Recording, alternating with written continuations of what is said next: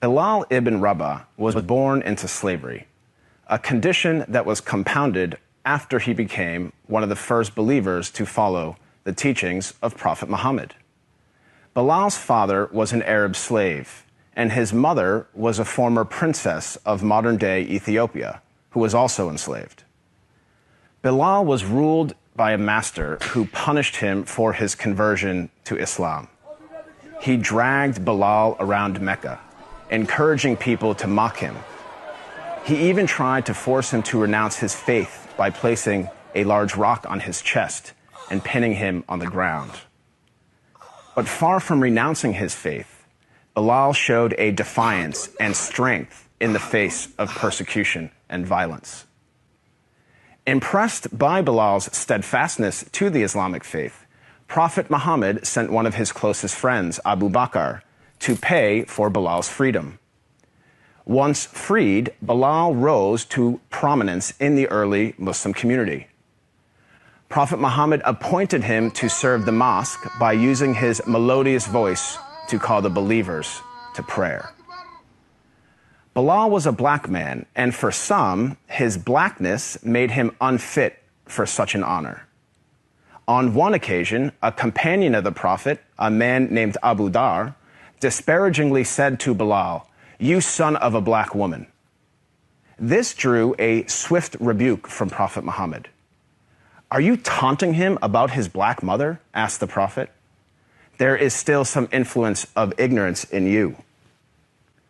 The ignorance the Prophet identified was rooted in the misguided view that a person's race reflects his or her moral character or social status.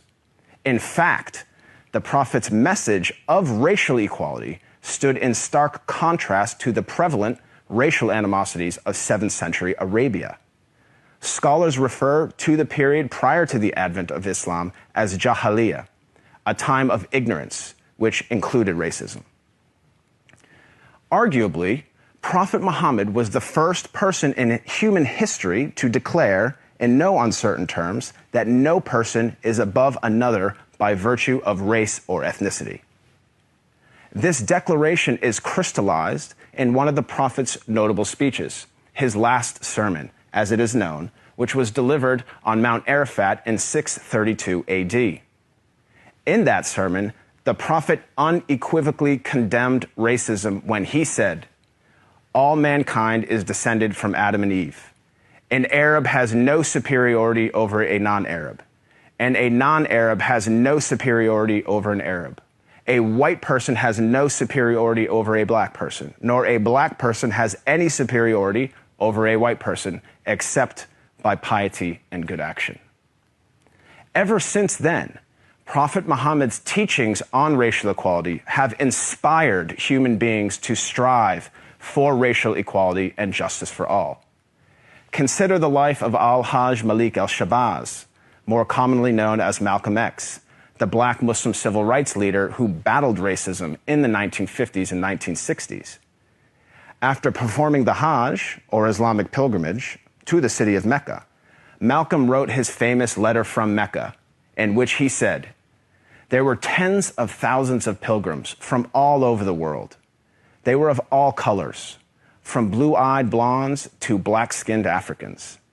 But we were all participating in the same ritual, displaying a spirit of unity and brotherhood that my experiences in America had led me to believe never could exist between the white and the non-white."